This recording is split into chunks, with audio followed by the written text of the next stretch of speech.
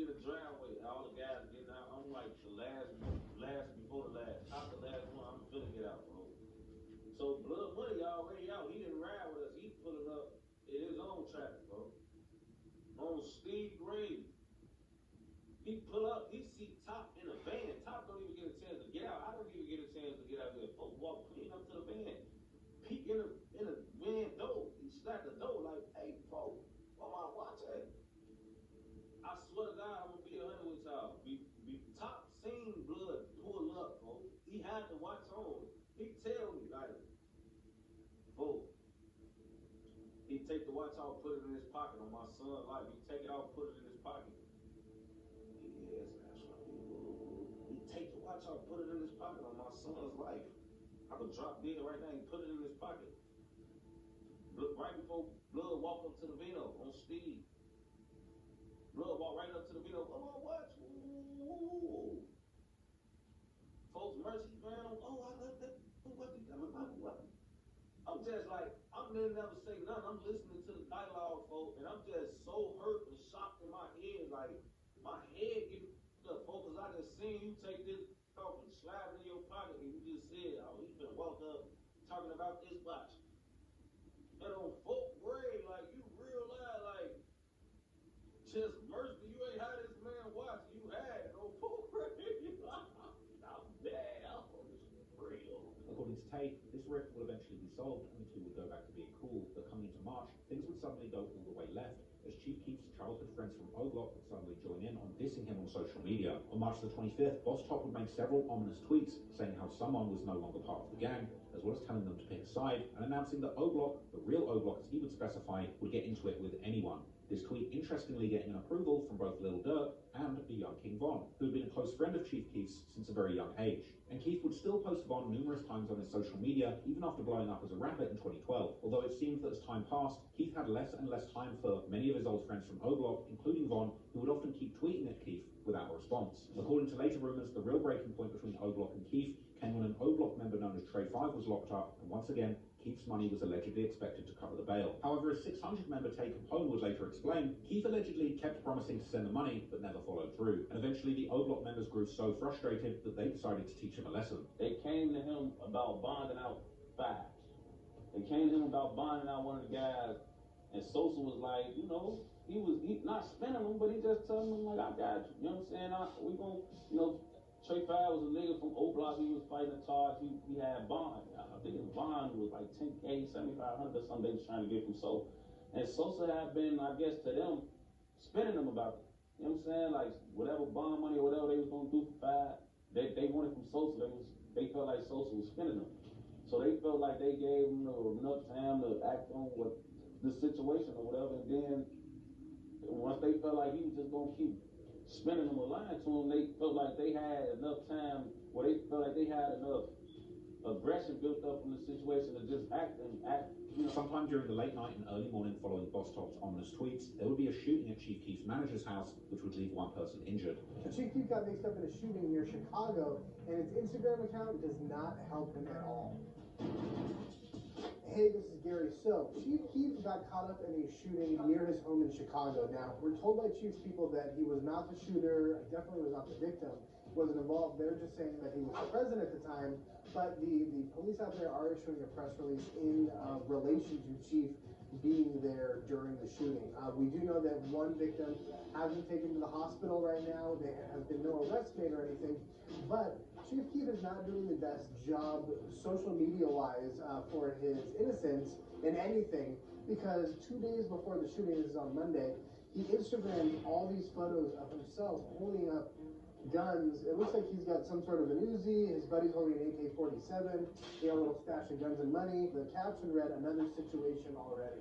So it looks like he was like, you know, getting ready for war, even though as of now he's not a suspect or listed in anything. Local WGN News reported that Keef had been present during the incident but was not the shooter. The outlet also aired exclusive footage from inside the police station that showed Chief Keef being questioned by officers, while a reporter would specify that according to Keef's lawyer, Keef had been in the car that drove the shooting victim to a hospital, implying that it had been one of his friends. Crime scene tape still surrounds the palatial home where the shooting took place, and a police forensic truck sits out front. But no sign of Chief Keith since WGN shot this exclusive video of the rapper being questioned inside the Northville police station last night. At one point, it even appeared as though he was being frisked by an officer. It was inevitable, we thought, because of the nature of things going on. Andy and Mary Lindblad lived next door to the home that was being rented by Chief Keef's manager.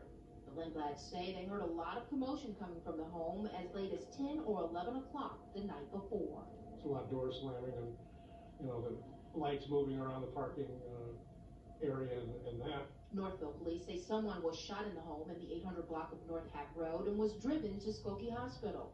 Keith's lawyer tells the Chicago Tribune he was a passenger in that vehicle, but she says she doesn't know the circumstances surrounding the shooting. Later on, police reports posted on Reddit would give more clarity to what happened, with one memo describing how there'd been an internal conflict within the Black Disciples, namely the O-Block set. This memo also included pictures of 3 persons of interest: Tyree Davis, aka Boss Top, DeMarcus Sargent, and Charles Liggins, aka C. Murder, who would years later be one of the people convicted for the murder of GD rapper FBG Duck. Other incident reports would give even more information, stating that in the late night of the 25th of March, an unknown number of offenders entered the house with guns drawn and took at least a cell phone, a gold chain, and a car before fleeing the scene. These reports would also mention how there was a victim who was actively talking to the police and giving them information, while everyone else was seemingly not interested in cooperating at all. This person likely being Chief Keef's then assistant, called Twin City CEO, real name Brandon Zera, who Keef would actually attack on Twitter afterwards, calling him soft, with Keef's friend Lil Reese agreeing. Keef would also immediately deny any rumours that he had gotten shot personally during the incident. But meanwhile, during the night of the robbery, King Von remained very active on Twitter, firing off a series of posts that in hindsight may well have been a coded confession. He would tweet that every day they front and then act like they didn't front, asking how they expect him to deal with them, and another mysterious tweet saying simply, "Where were you?" As he kept posting, it would become increasingly obvious what he was talking about, with demon and gunshot emojis posted soon after, as Von would state how people don't want beef with his friends because they're savages who have real bodies on their guns, and swearing that on O, as well as saying how he had a feeling that Trey 5 was now coming home, followed by a bunch of demon emojis, before also shockingly adding that he had been GBEK, or GBE Killer, implying that he wanted to, or had been trying to kill people from the Glory Boys for a while. Boss Top would also add how people weren't really your friends, seemingly referring to Keith's unwillingness to help with Trey 5's bail money, and the following day, he would continue the dissing, calling out fake rappers pretending to be real and claiming they're not really about that, and emphasizing how in his friendship circle, everyone knew their role and nobody was trying to act bigger than the others. Chief Keef, on the other hand, would reply how people forget the times when you said yes, but will always remember when you said no, and that all he had done was help people, but in return, all he got was hate, showing that deep down Keef was clearly hurt that he had been betrayed by his childhood friends. But Keef may not have realized just how far some of his childhood friends were willing to go to hurt him, because the very next month, one of his family members would be killed. And if the rumors are true, this murder would eventually be linked to some of the O-Block's most feared shooters, and 2 of Chief Keef's former friends, King Von and T. Roy.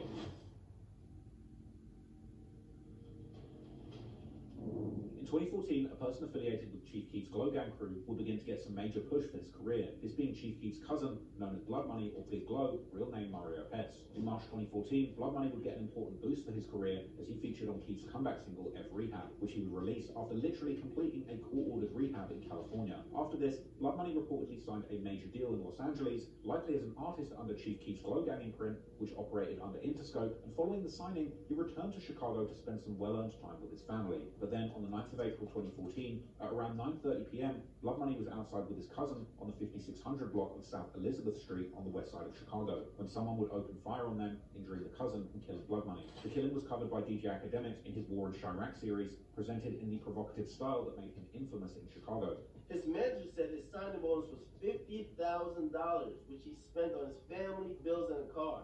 And his manager claimed that he could see this coming. He said, I spoke to him 2 days ago and I could sense something wasn't right. Whenever you get money in Chicago, start looking. Others don't have money and are broke, and Blood Money was flashing 10 grand, and others are looking to stake them up. Well, duh, if you are in Chicago of all places and you're flashing money around a broke bunch of, yes, they will try to rob you. At this point, I'm wondering who's writing the script for Chicago's version of The Wire. I mean, it's getting all too real. I mean, who's Omar that's taking all these damn bodies? Who's Marlo and who is Avon? It looks like everybody's either shooters or muscles. Nobody moving weight. Everybody's either a Wee Bear or Chris or a Snoop or a Slim Charles. Everybody's just doing. Later on, there will be all kinds of theories about exactly who was behind this murder. One of the popular suspects was a set known as MOB, known for rappers like FBG Duck's good friend Ruger. This theory seemed to be supported by the fact that after Blood Money's death, Chief Keef would record a song titled Can't Wait, where he would rep the Front Street set heavily before dissing MOB and their dead member named Junebug. This is noteworthy because while Keef would popularise the trend in drill of dissing dead ops, often by mentioning things like Smoking Tuka, the dead 15-year-old from the STL EBT set, Chief Keef would actually quite rarely diss dead people by name other than Tuka, indicating that there was clearly something about MOB at this point in time that had really set him off. However, another theory that circulated would claim that Blood Money had actually been backdoored by a longtime friend, supposedly over an argument about money, a version of events that came up in comments his family made to local news outlets about jealousy being behind the murder. This morning, police are still looking for the suspect who opened fire on Mario Hess, also known in the hip-hop community as Blood Money. His family says he just received a pretty large sum of money, and they believe that made him a target.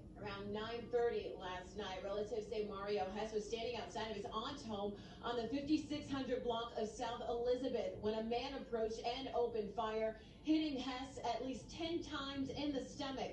Another man, a 28-year-old family member, was shot in the chest. No word on his condition this morning. Hess was driven by his family to Stroger Hospital, where he was pronounced dead. I was telling them just a couple of days ago, like, man, you gotta watch the people that you bring it, because I started seeing like new faces and stuff like that, you know. And when people think you got a little money, then you become a target.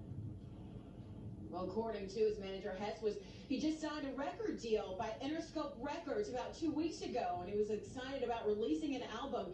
He collaborated with his cousin, rapper Chief Keef, on some project and was about to drive to a recording studio to work on some music before he was shot. However, early on, there were also some signs that Blood Money's death could be connected to Chief Keef's beef with his old friends from O-Block. Because while Boss Top would seemingly provide an indirect tribute to Blood Money following his passing, there would also interestingly be a party at O-Block the very next night following the murder, which guys like King Von would promote on Twitter, with one O-Block affiliate interestingly specifying how this was about the real O-Block, much like Boss Top had mentioned before when beefing with Chief Keef. King Von would also make some other highly suspect tweets in the following days, like one simply saying how the truth's gonna hurt you, and another saying how people wouldn't even believe the things that he does, so he's not gonna tell them. He would also post his old mugshot, together with a caption saying how they should have never let him out because they had freed a menace, as well as referencing Dirk's OTF crew, saying how it was only the family in his eyes, and people can't divide them, which certainly seemed like another sneak diss towards Keef. During this period, Boss Top would also publicly praise Von as a savage and turn up, adding the hashtag Stretch Gang, which was another alias for O-Block, although it also doubled as street slang for stretching your ops or killing them. Chief Keef, on the other hand, would pay tribute to his cousin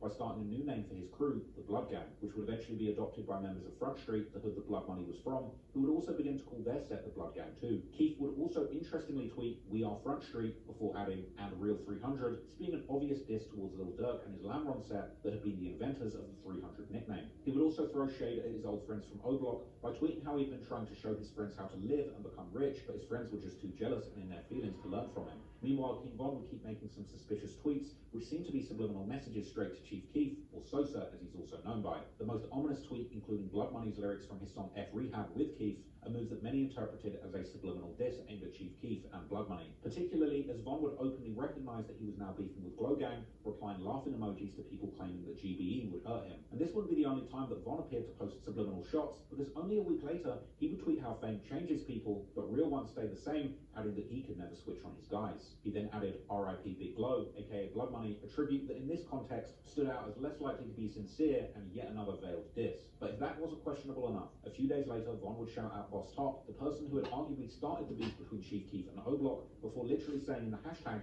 how he was killing people for him. All these tweets were clearly suspicious and seemed to point towards O-Block and King Von personally having something to do with Blood Money's murder. But the real bombshell would come years later, when the former O-Block member Jay Hood would claim during an interview with Fuchsia's TV that King Von and T. Roy were without a doubt the people responsible for killing Blood Money. He would also interestingly describe them as followers, implying that the hit may have been carried out on someone else's order, a suggestion that many interpreted as pointing towards Boss Top. What about Blood Money, bro? Did you know Blood Money? I used to see Big Blood around when I used to slide to the front. Yeah. I mean, with his situation, with him being killed, people saying it was chaos. Why do you think people was hating on Blood Money? Man, look, see, I'm gonna keep it straight funky. That's straight back though. You don't gotta believe it. You can hear whatever.